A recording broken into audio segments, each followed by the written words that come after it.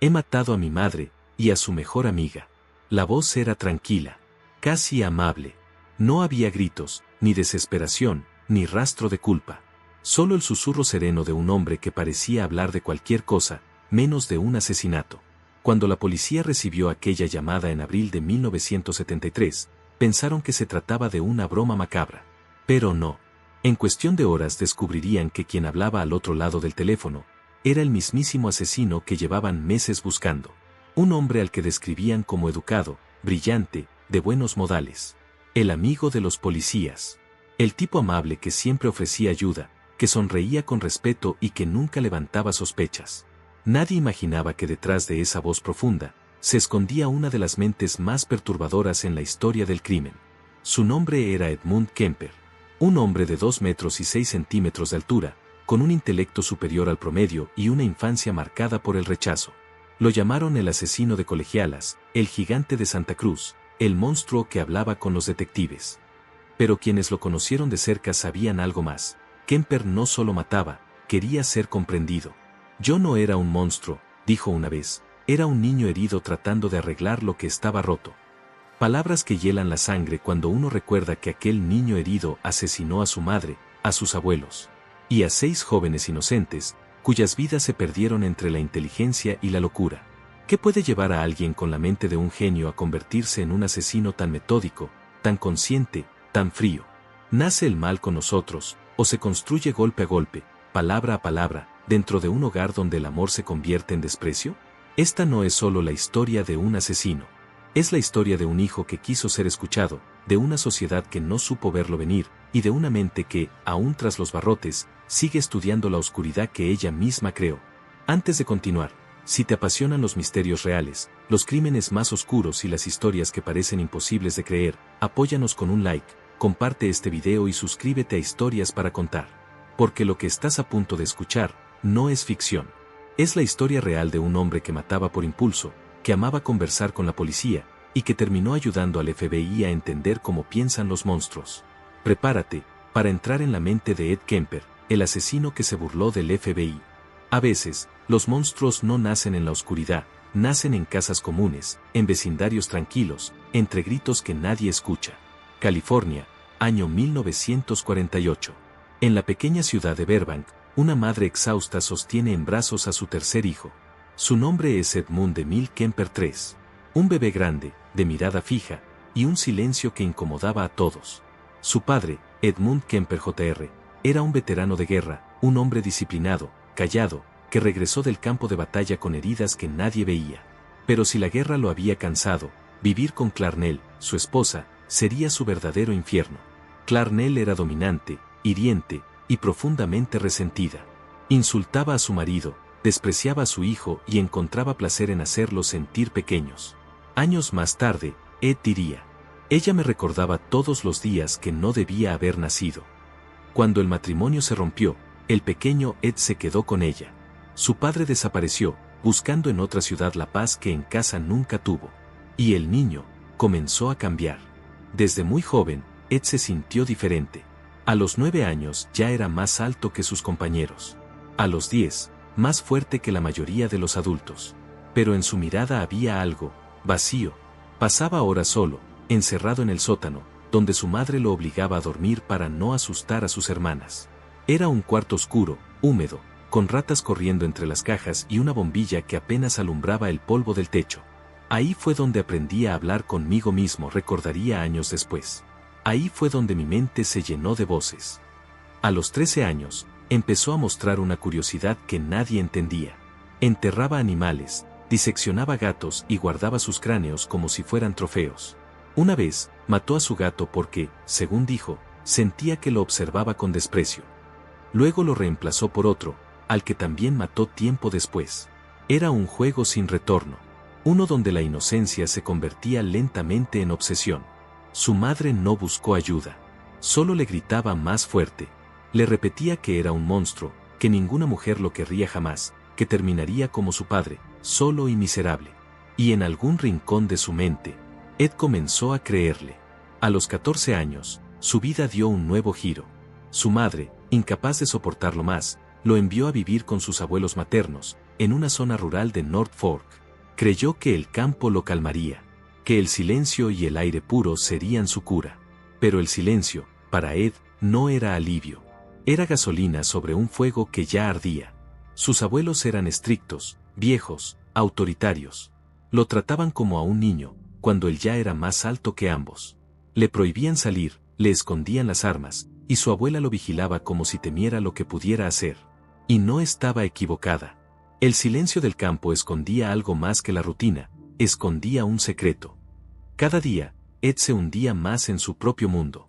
Veía cómo los animales morían, cómo el sol caía detrás de las montañas, y en su cabeza solo había una idea: control.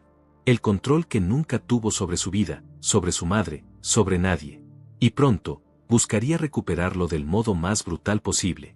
Lo que ocurrió aquella tarde de agosto de 1964 marcaría el inicio de una pesadilla. No solo para los Kemper, sino para toda California. Porque ese día, un adolescente de 15 años tomaría un arma, y cruzaría la línea de la que jamás se regresa. El verano de 1964 llegó sofocante al valle de North Fork. El aire olía a polvo y a soledad. En la granja de los Kemper, todo parecía quieto, demasiado quieto. Aquel día, la abuela de Ed, Maude, se encontraba sentada en la cocina. El reloj marcaba las 3:15 de la tarde. Escribía cartas, como siempre, mientras su nieto observaba en silencio desde el marco de la puerta. En la mesa, junto a la máquina de escribir, descansaba un viejo rifle calibre .22. Su esposo se lo había dejado allí por seguridad. Pero Ed no lo miraba como un objeto de protección, sino como una promesa. Desde hacía semanas, la tensión entre él y su abuela crecía. Ella lo reprendía por todo, por sus modales, por su actitud, por la forma en que observaba a los animales. Le decía que necesitaba madurar, que dejara de comportarse como un loco. Palabras pequeñas, sí, pero para Ed eran cuchillos. Cada corrección era un eco de su madre. Cada mirada de decepción, una chispa que encendía el mismo odio que había aprendido en casa. Era como escucharla a ella otra vez, confesó años después. Y solo quería que se callara. Ed se levantó de la silla, caminó hacia el rifle y lo tomó con calma. Su respiración era profunda, pesada, casi metódica. Apuntó y disparó.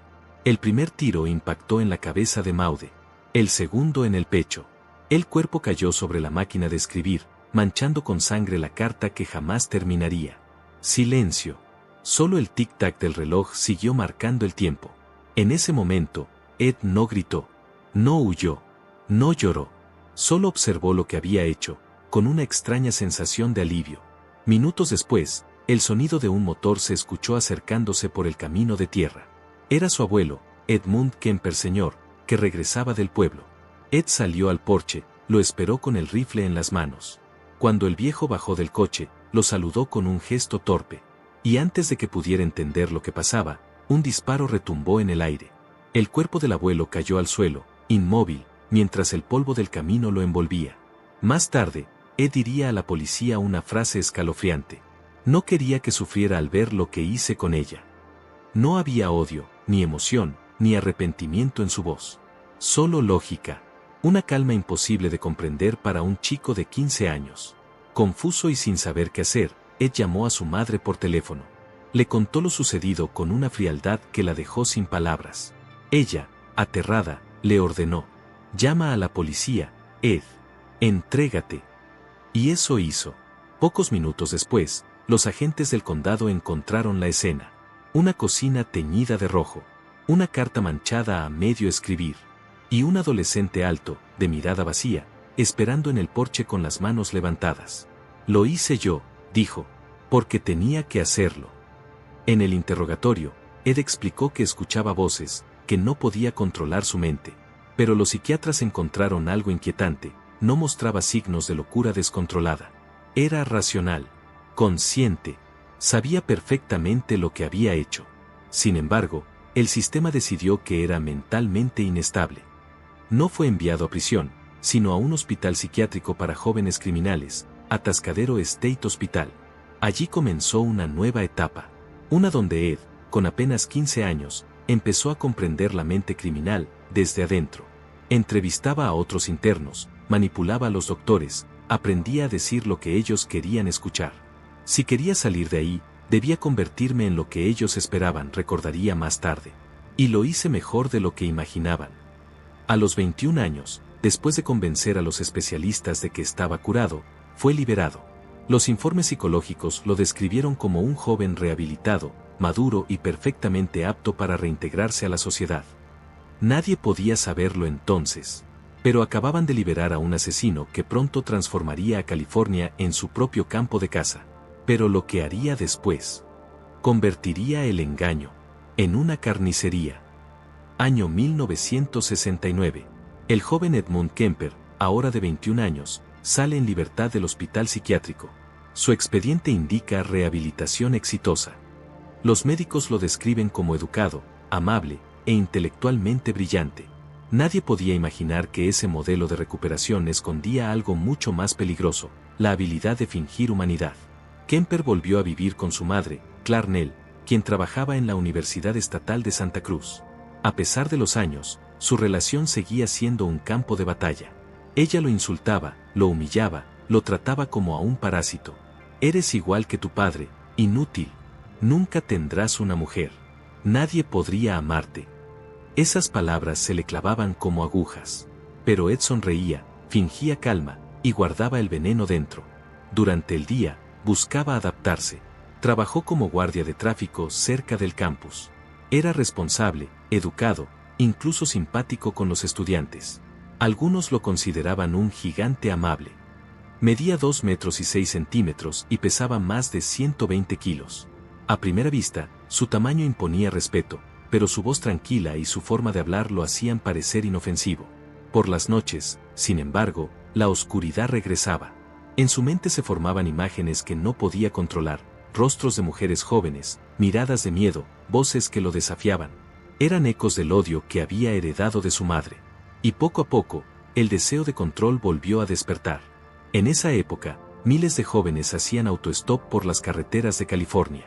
Era una costumbre común, casi inocente. Pero en el auto de Kemper, la inocencia no sobrevivía. Al principio solo las observaba, analizaba cómo confiaban en él. Las dejaba en su destino, las veía alejarse en el espejo retrovisor. Y luego, su mente comenzaba a planear, a imaginar, a perfeccionar. Recogí más de 150 chicas antes de matar a la primera, confesó después. Era como practicar, hasta que no pude detenerme. La primera víctima fue Miriam Pese, de 18 años, y su amiga Anita Luchesa, de 19. El 7 de mayo de 1972, las recogió mientras hacían autostop camino a Stanford. Nunca llegaron. Esa noche, Ed llevó sus cuerpos a casa, al garaje de su madre. Ahí, la línea entre la vida y la muerte se convirtió en su único punto de control. Los reportes policiales posteriores describieron escenas tan perturbadoras que jamás fueron reveladas por completo al público. Aquella fue solo la primera vez. Pero no la última. En los meses siguientes, Kemper perfeccionó su método. Aprendió a actuar, a simular confianza, a aparentar normalidad. Se volvió experto en leer gestos, tonos, palabras. Sabía cuando una joven estaba nerviosa, cuando desconfiaba, cuando bajaba la guardia. Su automóvil se convirtió en una trampa. Quitó el manubrio interior de la puerta del copiloto. Una vez que las chicas entraban, ya no había salida. El asesino que el FBI llamaría después organizado y metódico había nacido.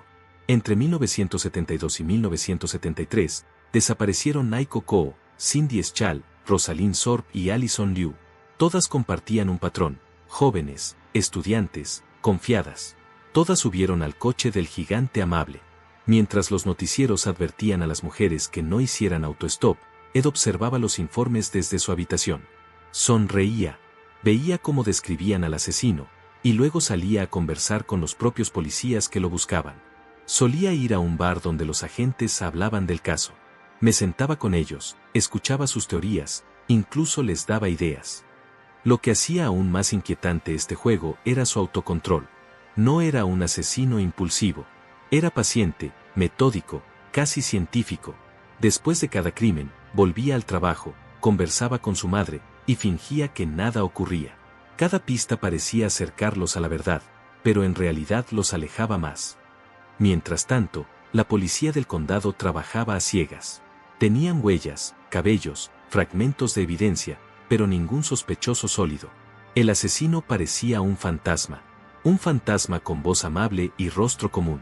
Y entre todos los que se ofrecían a ayudar a resolver el caso, nadie sospechó del hombre que los escuchaba con atención, tomando notas mentales para mejorar su propio juego. Hasta ese momento, Kemper había matado a 6 mujeres. Pero la rabia que lo había alimentado desde niño seguía creciendo. Y pronto, dirigiría esa furia hacia su verdadero objetivo, su madre. Ella era la raíz. Ella me había hecho todo esto, diría más tarde. Tenía que terminar con ella, antes de que ella terminara conmigo. Lo que ocurrió después no solo estremecería a California, sino al mundo entero, porque el próximo crimen de Ed Kemper sería el más personal de todos. Durante más de un año, Ed Kemper vivió entre 2 mundos. En uno, era el gigante tranquilo, educado, que saludaba a los policías y ayudaba a los estudiantes en el campus. En el otro, era el cazador invisible de California, el hombre que conducía de noche buscando miradas confiadas al borde de la carretera. Nadie sospechaba de él. De hecho, era amigo de los propios agentes que investigaban sus crímenes. Solía pasar horas en un bar llamado The Jury Room, un lugar frecuentado por policías. Se sentaba con ellos, escuchaba conversaciones sobre el asesino de colegialas, tomaba cerveza y hacía preguntas como si fuera un curioso más. Y si fuera alguien que aparenta normalidad, decía a veces. Alguien que entiende cómo piensan los asesinos. Los policías reían. Nadie sospechaba del hombre que tenía las respuestas frente a ellos. Mientras tanto, en su casa, la relación con su madre se había convertido en un infierno diario. Clarnell lo insultaba, lo humillaba, lo ridiculizaba frente a los vecinos. Cada palabra suya era una herida abierta. Cada burla, un recordatorio de que, para ella, su hijo nunca sería suficiente. Ninguna mujer te querrá, Ed solía decirle. Eres feo, torpe y grotesco. Y en las noches, mientras se la escuchaba desde su habitación, su mente se llenaba de pensamientos que ya no podía controlar. Las voces internas regresaban. Le decían que ella era la raíz de todo, la que lo había convertido en lo que era.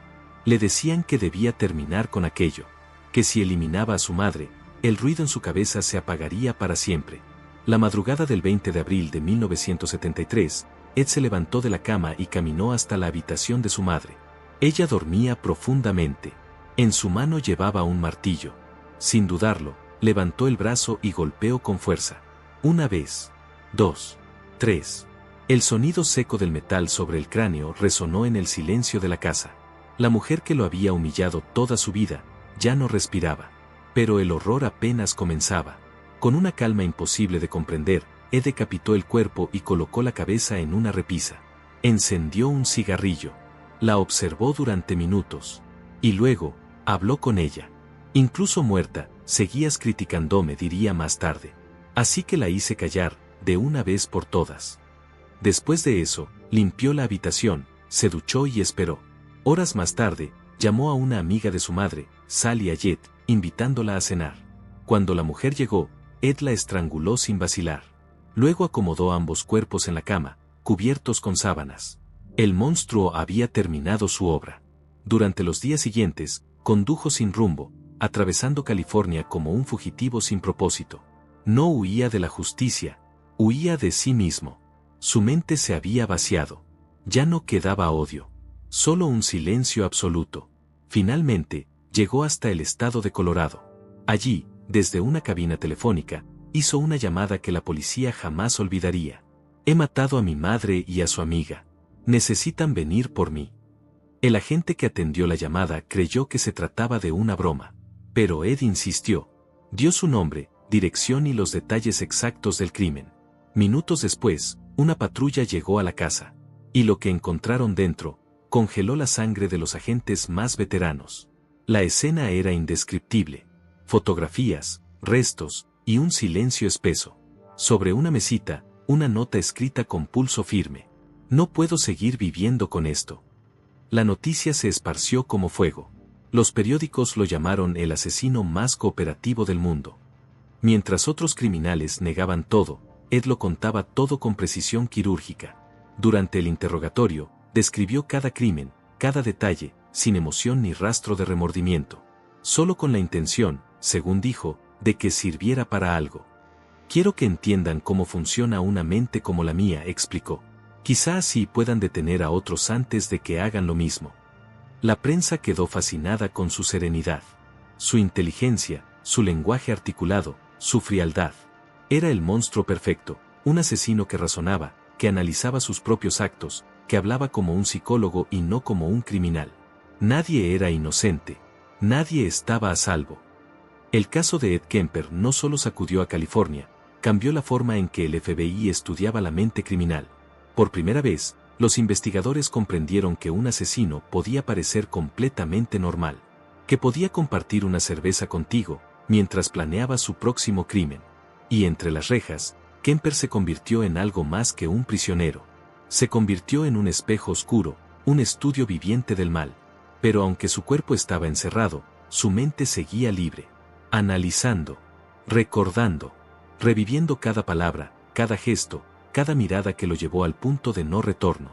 Y cuando los agentes del FBI le preguntaron si alguna vez sintió culpa, él respondió con calma. ¿Culpa? Me siento triste por las víctimas, pero aún más triste por mí. Porque yo también soy una de ellas. Abril de 1973. En la comisaría del condado de Santa Cruz, el asesino más buscado de California se sentaba tranquilo frente a los detectives. No estaba esposado. No gritaba. No lloraba. Solo hablaba. Con voz firme, con detalles precisos, con una claridad que estremecía. Maté a 8 personas. Las primeras fueron 2 chicas, después otras 4, y finalmente mi madre y su amiga. Lo decía sin temblar, sin apartar la mirada, sin una pizca de dramatismo. Como si no hablara de crímenes, sino de un recuerdo inevitable. Los detectives que lo escuchaban sabían que estaban frente a algo distinto. Kemper no era un asesino común. Era analítico, cooperativo y aterradoramente consciente. Podía describir sus impulsos, sus emociones, sus pensamientos, como un cirujano que disecciona su propia mente.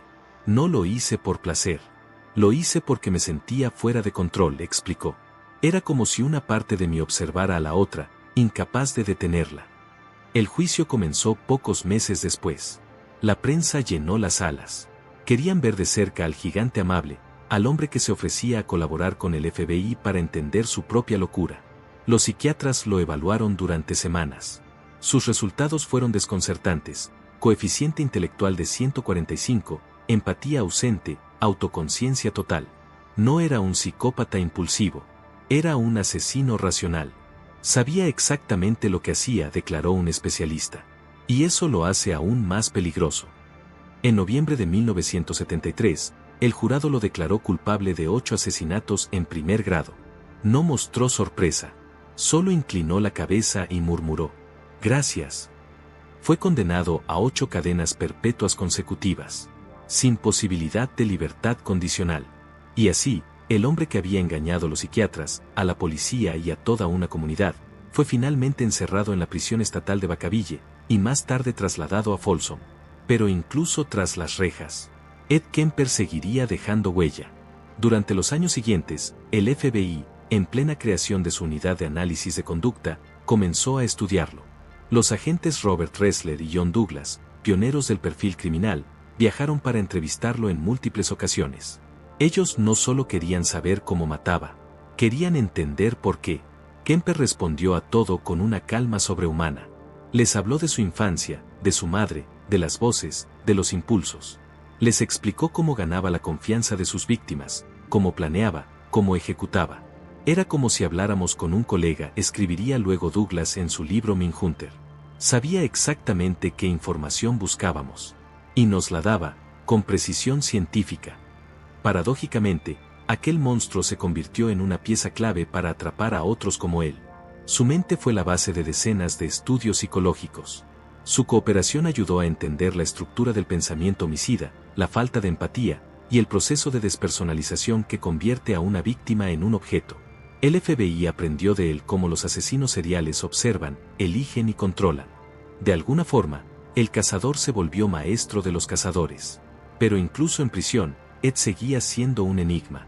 Pasaba los días leyendo, grabando audiolibros para ciegos, pintando. Era amable con los guardias, educado con los periodistas, respetuoso con los demás reclusos. Y aún así, bastaba una sola frase para recordar que, detrás de aquella cortesía, seguía existiendo algo profundamente roto. En una entrevista de 1984, un periodista le preguntó, ¿por qué mató a su madre? Kemper miró a la cámara, respiró hondo y respondió, porque ya no podía seguir oyendo su voz. Medio siglo después, Ed Kemper sigue vivo. En su celda, envejecido, de rostro sereno y mirada cansada. Nunca pidió salir. Nunca intentó escapar. Cuando le preguntaron si alguna vez pensó en la libertad, respondió, si saliera, tendría miedo de mí mismo. Y es ahí donde radica lo más perturbador de su historia. No en la sangre, ni en los cuerpos, ni siquiera en su inteligencia, sino en la calma con la que aceptó su monstruosidad. Quizá la verdad sigue oculta, dice el narrador en tono grave. No en los crímenes, sino en lo que somos capaces de justificar cuando perdemos el control de nuestra propia mente.